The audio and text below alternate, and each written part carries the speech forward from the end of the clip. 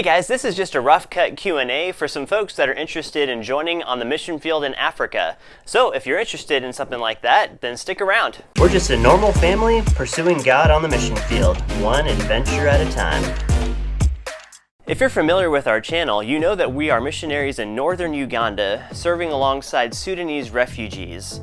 Now, these refugees have gone through so many different things, and so it is a blessing to be able to come in and do water projects, building projects, or things like trauma healing in order to help them physically, but also to come alongside them with the gospel in all of those different areas. So it's a very exciting thing to be a part of. Discipleship for me is something that should be formalized. That means that you're meeting one-on-one and that you have a specific goal in mind that you're trying to reach together. I also like to come to the table with expectations that I have of the person that I'm meeting with. This way there's no confusion and they understand what it is that they're committing to. And that way you're able to build a strong foundation, and even they have an understanding when they go and take it further with another person what they should expect of someone. So for example, I would meet with church leaders once a week, going out to where they are, finding out what's going on with their churches and how to encourage them. But then we would spend time as well discussing scripture, looking at different areas where they need growth, whether that's in spiritual disciplines or evangelism or what have you. So that way we have a specific way to move forward in order to encourage him to grow in his depth and understanding of scripture and his strength in walking with Christ. Now this takes a lot of different forms.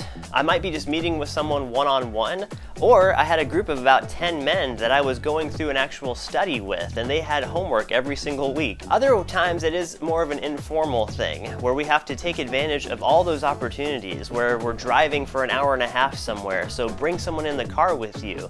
Ask them really pointed questions to find out where they stand, and really take that time to encourage them to go deeper in their walk. Honestly, a lot of times it comes down to just letting people ask questions, because they might have them, but they don't have people who are giving them that opportunity. Really, wherever you go and whatever you're doing, you're being an example to the people who are with you and the people who are watching you in that situation. How do you prepare for life on the mission field? Well, that's a tricky question, because honestly, you're not gonna be prepared for what you face on the mission field. That's kind of the nature of our Christian faith though, because we are constantly supposed to be dependent on God. And if we start to depend on ourselves and our abilities, that's where things start to go awry. So it's more a practice of walking in the Spirit, of submitting all of our plans and our will to God, and then walking with Him to see what He's going to do. Now, it doesn't mean we don't prepare. We do need to make sure that we have hearts that are ready for the things that we're going to face, that we are spending daily time in Scripture because we are going to need it. It is going to be the only thing that really pulls you through certain aspects of the missionary life. God will take you out of your comfort zone repeatedly, and He'll do that to make you rely more on Him.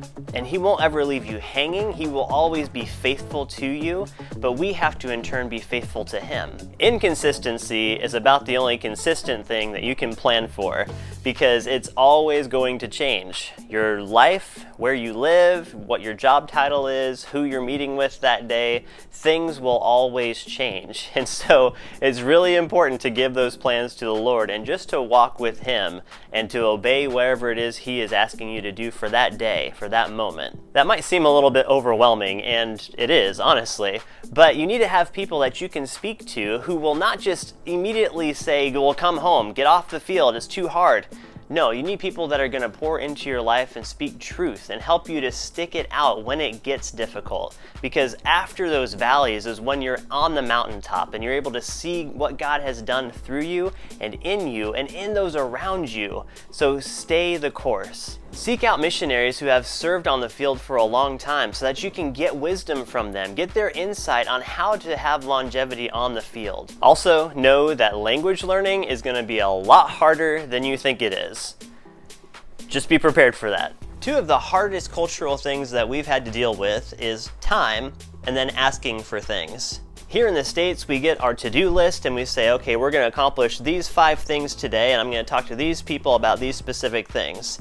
In Africa, you go and you have a list of things and you try to get one of those done, and you end up sitting and having tea for an hour and a half before you can even broach the topic of what it is you wanted to schedule.